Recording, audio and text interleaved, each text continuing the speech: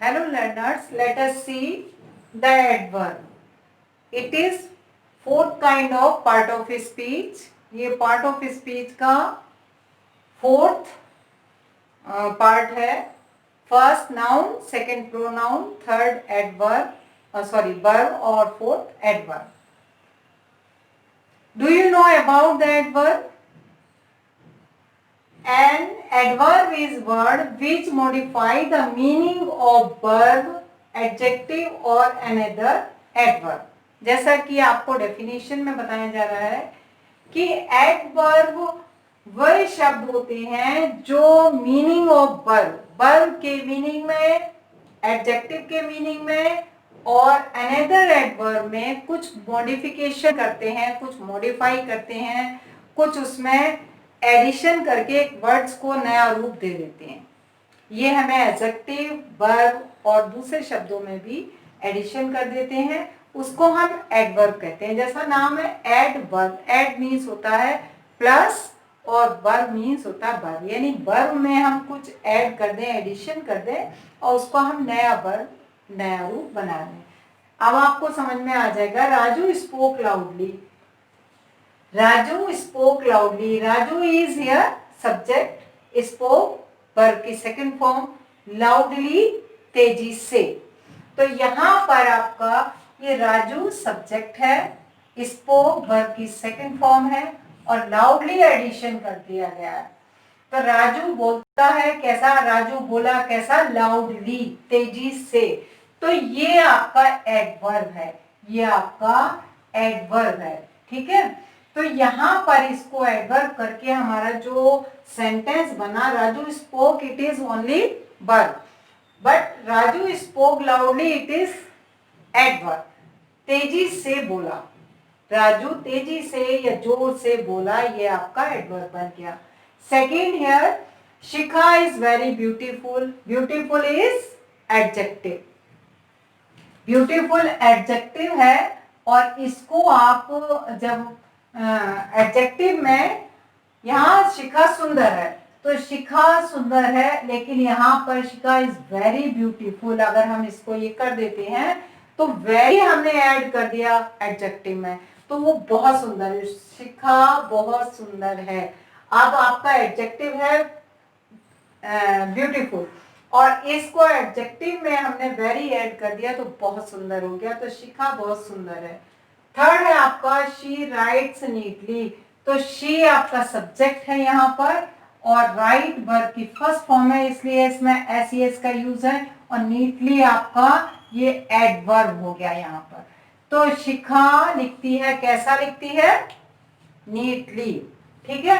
अब यहाँ पर आपका अपने आप से यहाँ पर राइट में नीटली हो गया, ये इसकी स्पेशल बात, इसका मॉडिफाई कर दिया, इसको यहाँ पर मॉडिफाइड किया गया है. यहाँ मॉडिफिकेशन करने के बाद जो न्यू वर्ड बन जाता है वही एडवर्ब होता है. जैसा कि आपकी डेफिनेशन बोलती है, which modifies the meaning of verb, adjective और अनदर एडवर्ब.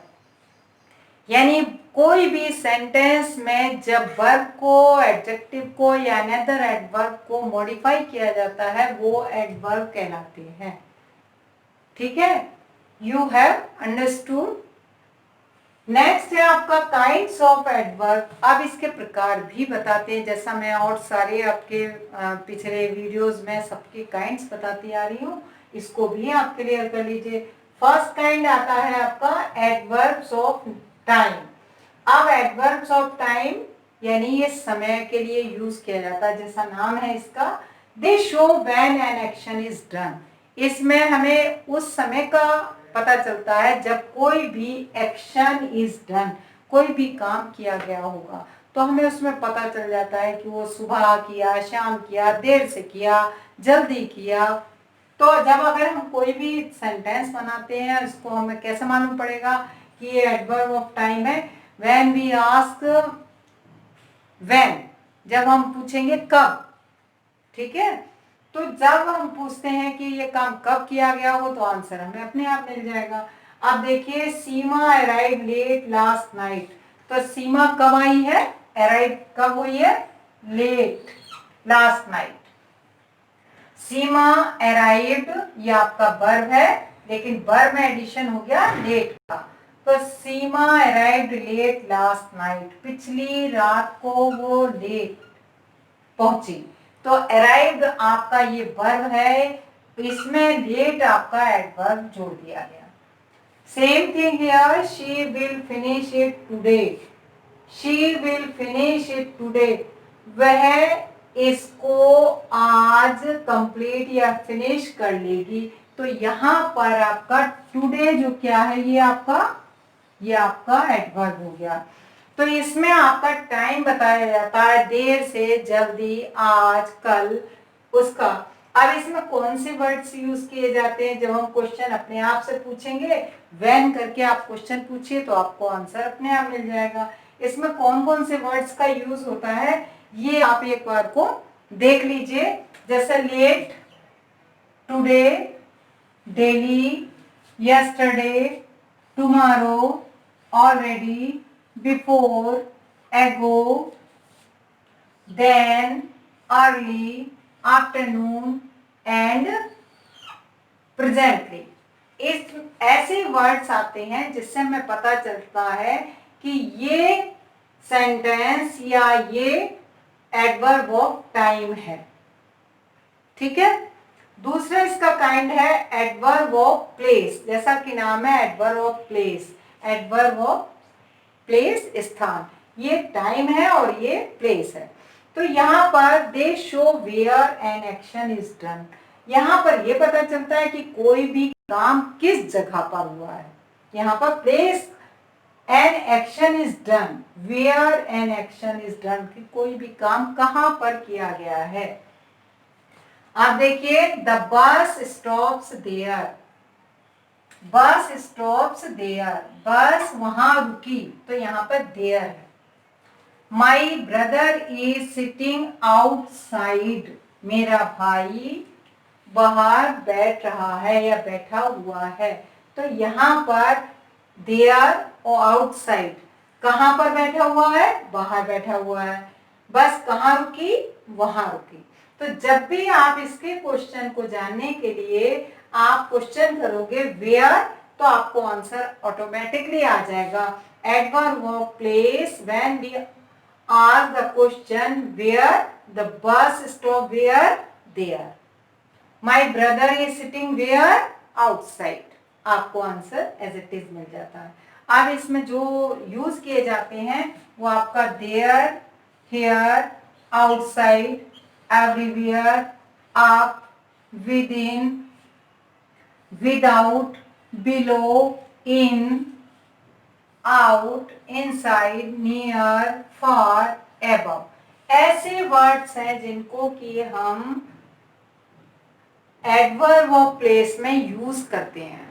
ठीक है, तो मेरे ख्याल से ये भी आपको अच्छे से समझ में आ गया होगा। एडवर्ब ऑफ प्लेस, जहां पर ये कहां पर कोई काम किया गया है उसको स्पेशल शो करने के लिए, जैसे बस स्टॉप, बस रुकती है वहां, स्पेशली वर्ब है आपका स्टॉप, लेकिन आपने उसमें एडवर्ब जोड़ दिया, वहां बस तो रुकती है, ये तो आपका वर्ब हो गया, लेकिन कहाँ रुकती है? वहां रुकती है। आपका भाई बैठा है, सिटिंग, ये आपका वर्ब है, लेकिन कहाँ बैठा हुआ है? आउटसाइड। ऐसे ही ये सारे here, there, outside, everywhere, up, within, without, below, in, out, inside, near, far, above, ऐसे वर्ड्स आपके एडवर्ब ऑफ प्लेस में यूज होते हैं। ठीक है। थर्ड आपका आ जाता है adverb of manner. Manner means तरीका, मैनर मीन्स किसी काम को करने का मेथड, ये भी कह सकते हैं। दे show how an action is done, ये शो करता है कि how an action is done, किसी काम को किस तरह से किया गया है, आपका किस मेथड का यूज किया गया है उस काम को कंप्लीट करने के लिए। तो इसीलिए इसका नाम है adverb of manner. Our teacher work hard, आपका टीचर कैसे काम करता है? जब भी हम हाउ, व्हाट करके कोई क्वेश्चन पूछेंगे तो आपको आंसर अपने आप मिल जाएगा। How your teacher teach you, अब यहाँ पर हार्ड हो गया, तो आवर टीचर वर्क हार्ड, हमारा टीचर कैसा काम करता है? हाउ से पूछा, hard. Raghav right neatly, Raghav कैसा लिखता है, राइट्स नीटली, तो यहाँ आंसर मिल गया नीटली। राघव कैसा लिखता है, सफाई से, स्वच्छता से लिखता है। तो यहाँ पर वर्ब है, आप नीटली यहाँ पे हो गया। यहाँ पर भी वर्ब है, लेकिन हार्ड इसमें स्पेशल बात उसकी एडिशन कर दी गई, इसको मॉडिफाइज कर दिया गया। यहाँ पर भी वर्ब को मॉडिफाई किया है और यहाँ पर भी वर्ब को मॉडिफाई किया गया है। अब इसमें कौन से वर्ड्स होते हैं, जैसे beautiful, soundly, hard, neatly, slowly, nearly, surely, extremely, certainly. तो ऐसे वर्ड्स आते हैं जिनसे ये पता चल जाता है कि this is the adverb of manner. तो hope you will understood all 3 kinds of adverb. ये आपको समझ में आ गए होंगे, और इसके अभी 3 काइंड्स और हैं, वो मैं आपको नेक्स्ट वीडियो में बताऊंगी। और ये आपको समझ में आ गए होंगे। मेनली जो बच्चे वो कंपटीशन वगैरह में देते हैं, उसमें केवल आपको इस तरह के वर्ड दे दिए, सपोज देयर, हियर, आउटसाइड, ये, और ये जो मैंने ब्रैकेट में लिखे हैं ऐसे वर्ड दे देते हैं। Pick out the adverb of manner, pick out the adverb of place, pick out the adverb of time. तो जब तक आपको ये पता नहीं होगा कि एडवर्ब ऑफ टाइम में कौन कौन से वर्ड्स आते हैं, एडवर्ब ऑफ प्लेस में कौन कौन से वर्ड आते हैं, एडवर्ब ऑफ मैनर में कौन कौन से वर्ड आते हैं, तब तक आप घूम जाओगे। तो इसके लिए सबसे अच्छा तरीका ये है कि इसको होल हार्टेडली आप पढ़िए, समझिए, और उनको एक दिमाग में फिगर बना के रखिए कि ये वाले वर्ड आपके टाइम में आते हैं, ये वाले वर्ड आपके मैनर में आते हैं, और ये वाले ये वाले वर्ड आपके प्लेस में आते हैं। तो आपको अच्छे से क्लियर भी हो जाएगा, क्योंकि ये छोटी छोटी चीजें होती है, पार्ट ऑफ स्पीच बेस है, जो आगे इंग्लिश में आपको बहुत यूजफुल बनाने के लिए, बहुत ही अंडरस्टैंडिंग के लिए आपको आगे काम में आने वाली है। तो इन छोटी छोटी चीजों को छोटा समझकर मिस मत करिए, इसको बहुत अच्छे से होल हार्टेडली लर्न करिए, ध्यान रखिए, और चाहे तो आप नोट्स भी बना सकते हैं। और अगर आपको समझ में आ जाता है तो कम से कम इसको अपने नोट्स तैयार करके और ध्यान रखिए, और सब्सक्राइब करना मत भूलिए प्लीज, और अपने टाइम को एक टाइम टेबल के अकॉर्डिंग कंज्यूम करना सीखिए, और इसको अच्छे से समझिए। ठीक है, नेक्स्ट वीडियो में इसके रिमेनिंग पार्ट्स हैं वो मैं एक्सप्लेन करूंगी, वो भी आपको जल्दी मिल जाएगी।